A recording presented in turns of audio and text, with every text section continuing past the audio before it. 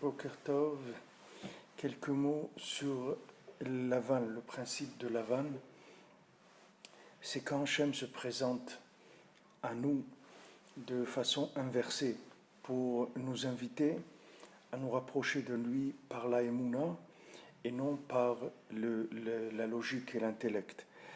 On sait que Yaakov Avinu, Rabbeinu dit dans la Torah, Rabbi Nachman dit dans la Torah, la première Torah, le premier enseignement du Likutei Moharan, que Yaakov il représente le Sechel, c'est-à-dire il représente l'esprit de l'homme.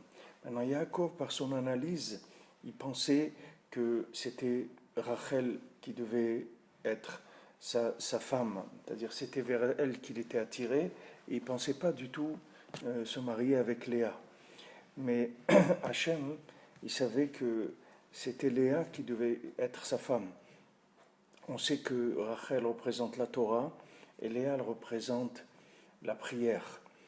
Donc Hachem, il voulait donner à Yaakov d'abord la prière et ensuite l'étude de la Torah.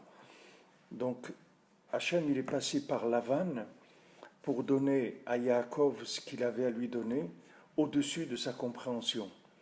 De là, on va déduire pour chacun d'entre nous que ce qui se passe dans notre vie, qu'on ne comprend pas, qu'on ne saisit pas, qu'on n'arrive pas logiquement à réaliser, ce sont les choses les plus élevées que Hachem veut nous donner. Mais Hachem, il veut nous donner des choses qui sont au-dessus de notre logique. Nous, d'après notre logique, on pense que ça doit être comme ci ou comme ça, mais Hachem, lui, sait ce qui est bien pour nous. Maintenant, il ne peut se rapprocher de nous donner ce qu'on a besoin que par la Emouna. Et la Emouna, comme on dit, Emouna tra balelot. La Emouna, c'est le principe de l'obscurité. C'est-à-dire lorsque l'intellect, l'esprit s'éteint, c'est-à-dire rentre dans l'obscurité, c'est là où la Emouna commence à rentrer en marche. C'est là où la foi se réveille et c'est là où on peut obtenir des choses qui sont beaucoup plus élevées, beaucoup plus vraies que ce que notre esprit va nous dire, va nous informer.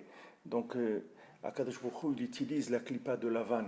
C'est-à-dire, l'Avan, c'est le blanc, bien qu'il était noir. Nos Khamim me disent que l'Avan, il était noir de peau. Il s'appelait l'Avan, le blanc, pour nous dire justement que ce côté noir, obscur, qu'on croit qui est pas pour nous, c'est pas la réussite, puisqu'on n'arrive pas à comprendre, c'est là où Hachem il nous donne les choses les plus grandes. Alors, Be'atzlacha, Be'ezrat Hashem.